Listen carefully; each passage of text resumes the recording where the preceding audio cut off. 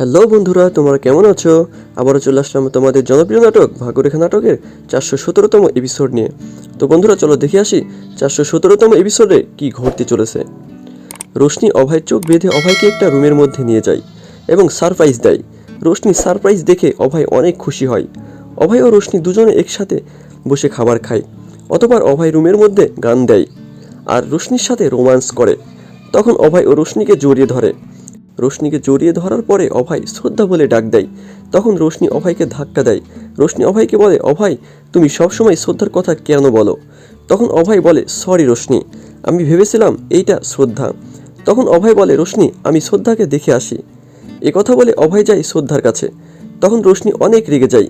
রোশনি রেগে গিয়ে সব গোলাপ ফুলগুলো ছিঁড়ে ফেলে। অন্যদিকে শ্রদ্ধা যখন কুণালের খোঁজে যাচ্ছিল তখন সেখানে যায় অভয়।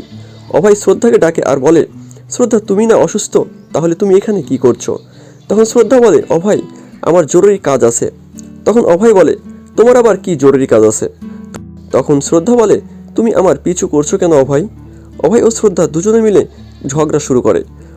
অভয় যখন রোশনির গায়ে হাত দেয় তখন রোশনি অনেক রেগে যায়। রোশনি বলে, তুমি আমাকে মিথ্যা কথা বলে শ্রদ্ধার কাছে এসেছো অভয়। তখন অভয় বলে, তুমি এসব কি বলছো রোশনি? তখন রোশনি বলে, আমি সত্যি বলছি অভয়, তুমি সবসময় শ্রদ্ধার নাম করো, শ্রদ্ধার কথা বলো, আমি তোমার ওপর কোনো বিশ্বাস করি না অভয়। অভয় রোশনির গায়ে হাত দিতে গেলে রোশনি হাত দিতে দেয় না। অনেক রেগে যায় রোশনি। তখন অভয় বলে, আমি তোমাকে ভালোবাসি রোশনি, তুমি আমাকে একবার বিশ্বাস করো রোশনি। অন্যদিকে বব্বর শের গ্যাংয়ের লোকদের কাছে আসে একটা লোক। লোকটি মুখোশ পরেছিল। লোকটি তাদের অনেক মারধর করে আর বলে, তোদের লিডার কে বল। তখন তারা কুণালের কথা বলে। কুণাল তখন অনেক রেগেছিল। এমন সময় সেখানে আসে আরতি। আরতি কুণালের জন্য খাবার নিয়ে আসে, কুণালকে খেতে বলে। তখন কুণাল খাবারগুলো ফেলে দেয়। আরতি বলে, কুণাল তুমি খাবারগুলো ফেলে দিলে কেন? আরতি এই কথা বলতেই আরতিকে চড় মারে কুণাল। আরতিকে যখন কুণাল ধাক্কা দিয়ে ফেলে দেয় তখন শ্রদ্ধা এসে আরতিকে ধরে আর শ্রদ্ধা কুণালকে একটা চড় মারে। কুণাল বলে, তোমার এত বড় সাহস হলো কিভাবে আমাকে চড় মারার? তখন শ্রদ্ধা বলে, সাহস তো তোমার হয়েছে কুণাল, এই বাড়ির মেয়ের গায়ে তুমি হাত উঠিয়েছ। তখন কুণাল বলে, এই বাড়ির মেয়ে আমার বউ শ্রদ্ধা। কুণাল তখন আরতিকে বলে, আরতি তুমি তোমার ভাবিকে বোঝাও, তোমার ভাবি যেন আমাদের মধ্যে না আসে। তখন আরতি শ্রদ্ধাকে চলে যেতে বলে, কিন্তু শ্রদ্ধা বলে, তুমি চুপ করো আরতি, অনেক সহ্য করেছি, আর না, আজ কুণালের সত্যটা সবার সামনে নিয়ে আসবো। এ কথা বলে শ্রদ্ধা আবারও চড় মারে আর তখনই কুণাল শ্রদ্ধার হাত ধরে শ্রদ্ধাকে ধাক্কা দেয়। কুণাল শ্রদ্ধাকে মারার চেষ্টা করে কিন্তু শ্রদ্ধা কুণালের হাত থেকে নিজেকে বাঁচিয়ে নেয়। আর তখনই শ্রদ্ধা কুণালের জামার কলার ধরে টানতে টানতে নিয়ে যায় সবার সামনে।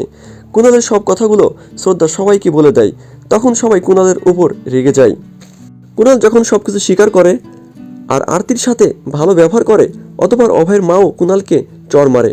কুণালের খারাপ ব্যবহারের জন্য বরুণের মা জুতা দিয়ে মারতে উঠে কুণালকে।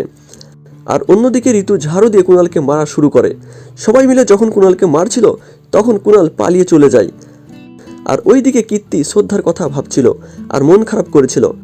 অতঃপর সবাই যখন খাবার টেবিলে মন খারাপ করে বসেছিল তখন অভয় রোশনিকে বলে, বাড়ির সবার মন খারাপ কেন, সবার কি হয়েছে? তখন রোশনি বলে, আমি জানি না অভয়।